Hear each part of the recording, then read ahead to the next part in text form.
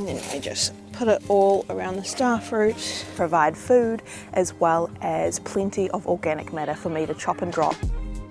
Cannot for the life of me grow comfrey in my garden.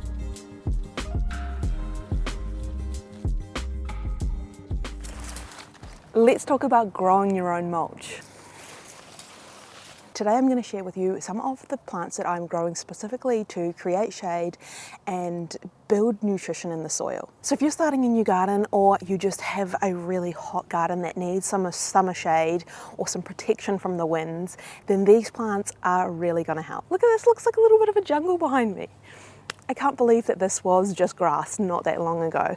It's all thanks to these quick growing hardy mulch plants. And as you can see, they have absolutely been thriving on neglect. Really, it's a hot, dry place out here. There's really sandy soil and it can be quite windy. So hidden in this garden behind these mulch plants is my main crop. So I have a mango, I have an avocado, a plum, and then scattered in between I do have other things like papayas that will grow really quickly. I'll get harvests off them long before I get harvests off the mango and the avocado. It's creating a little microclimate, it's keeping them protected from the wind, from the hot sun, and also once it starts cooling down, I'll be able to chop and drop them, put them back into the soil to feed those plants and let the light in. So first up I have these ones here, and you would have heard me talk about this a lot on my channel. This is one of my main chop and drop plants at the moment, and that is the Canna edulis, or the Queensland arrowroot. So the thing that is great about this plant is that it grows so incredibly fast on neglect. So my garden is pretty much pure sand, and it's so hot and dry out here because unlike the back garden, I don't have any established shade. This is my established shade. And the great thing about the Queensland arrowroot is that it repopulates by itself. So I only planted like one of these in a patch, and now there's about 30. The other great thing is that they are edible. So you can use the tubers or the rhizomes under the ground like a potato. I've used it in stews and curries. I've also made potato chips out of it, and they were really delicious as well.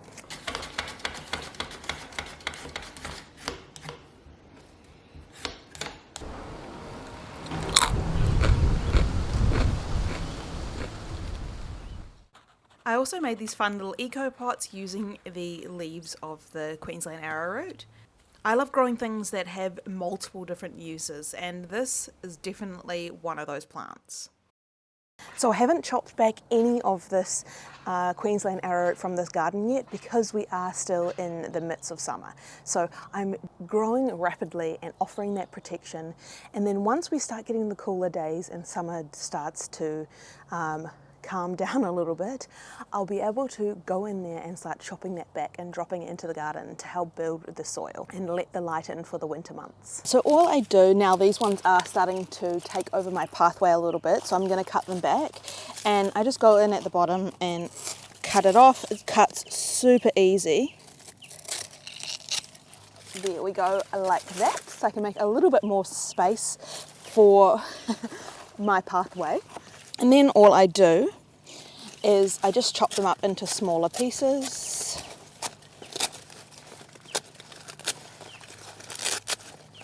Like that.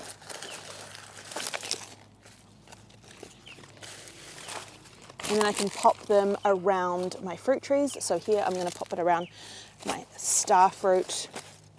And it's just that easy. So these will all regrow. They'll also send off side shoots very quickly and move about the garden. So that can be a great thing when that's something that you want. Like, I want this to repopulate. I want to create as much mulch as I can, but it is something to consider that if you don't want to keep up with maintenance, then this could quickly get away from you, because one will turn into 30 very quickly.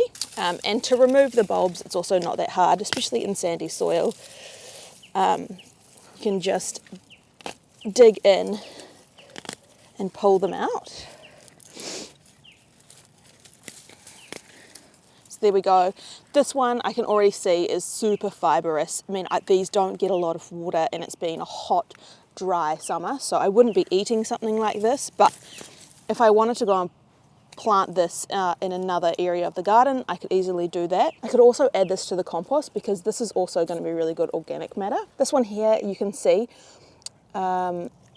it's got a little side shoot. So this is where another bulb is going to start growing out of. So that's how they repopulate, is just send off lots of little side shoots from here. I can feel all the moisture coming out of this, which is amazing for such a dry garden. This is where it just came from, where it was growing. It's just basically sand.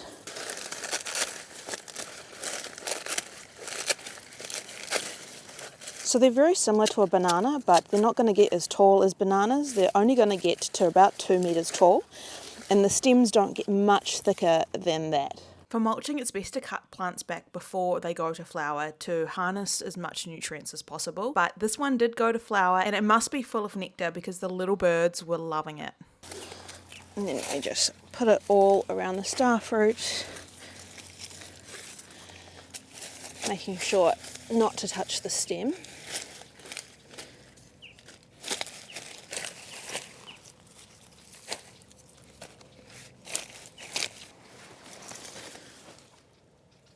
So the other plant that I have in here is growing right beside the Queensland arrowroot is the pigeon pea. Excuse the morning birds. It's also called cowpea. It's got a few different names. It is a legume and it grows pretty fast. Not as fast as the Queensland arrowroot, but it is now taller than the Queensland arrowroot, and it's offering some amazing dappled shade to the plants below. It's taller than me now, and I have already given it a prune back once before summer, and I haven't pruned it again since summer because I am just wanting to maximise on the amount of shade and protection that I'm getting for this garden over the hot months. It's also a really ornamental looking plant. I like the leaves, and it has beautiful flowers on it. So it has little pea-like flowers the birds and the bees absolutely love.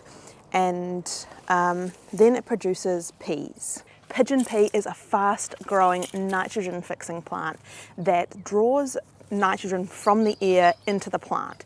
And so then when I cut this back and I drop it in my garden, I'm going to be providing the rest of the garden with some great nutrients and plenty of nitrogen. What I love about this plant is that it's really easy to grow, it's hardy, it's drought tolerant, and it can thrive in my harsh conditions of my hot, dry front yard. So it's not producing peas at the moment, but it has done previously, and I've saved a whole bunch so that I have them on hand to plant in other areas of the garden.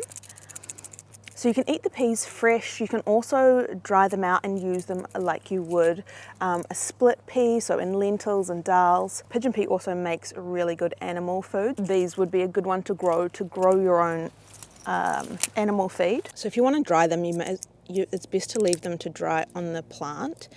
Oh, just throwing them everywhere. So these are the little peas in the pod, and when they're green, you can just eat them fresh in a salad, or you can cook the whole green pod like an edamame bean.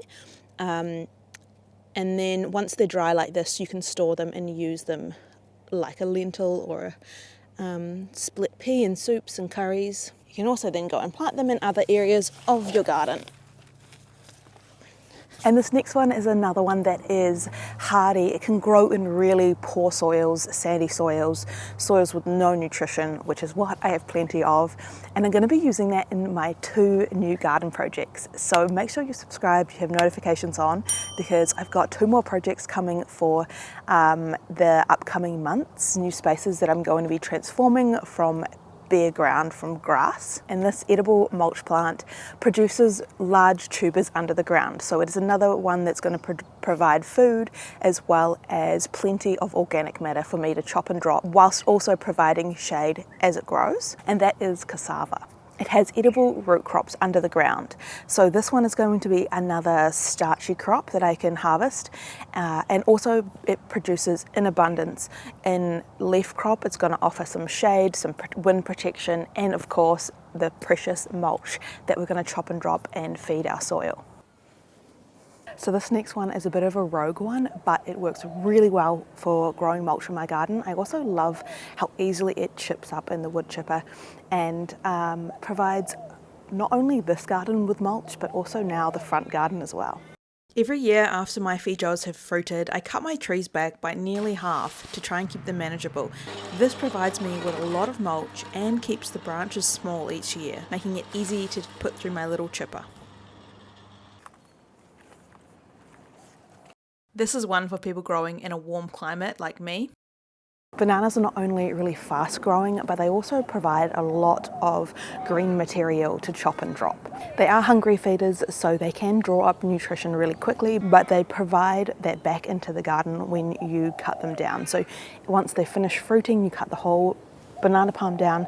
And then also, because I'm in an urban area, I'm going to keep my banana patches to only have about 3 or 4 plants in each patch. So I'll be cutting out extra ones of those to use as chop and drop. So I only planted this banana 7 months ago and it's already really tall. The trunk is really wide, and that is because this is a plantain banana.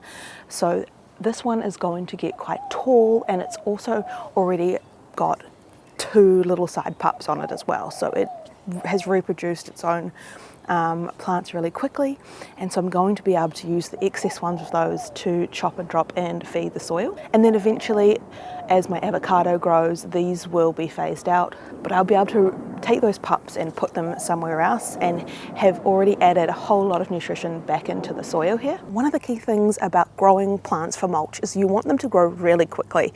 So what grows really quickly in my garden might necessarily not be the same thing that grows really quickly in yours. So it's important to keep an eye out on what grows really fast in your garden. So that's why it can be great to trial different things and see if they grow well in your climate. Things like comfrey are often suggested as mulch plants because they have really strong taproots that draw nutrients up, but I cannot for the life of me grow comfrey in my garden. It's just too hot, it's too dry at this point. Maybe down the track when I get more established shade, I might be able to grow comfrey, but for now, it's a no-go in my garden. So let me know if you're growing any of these fast-growing mulch crops in your own garden, how they're going, or if you're growing any other ones, so other people can get inspired, because we all live in different climates and things are going to grow well in different zones and temperatures. So I'd love it if you'd share those below. What edible crops are you growing for mulch in your garden?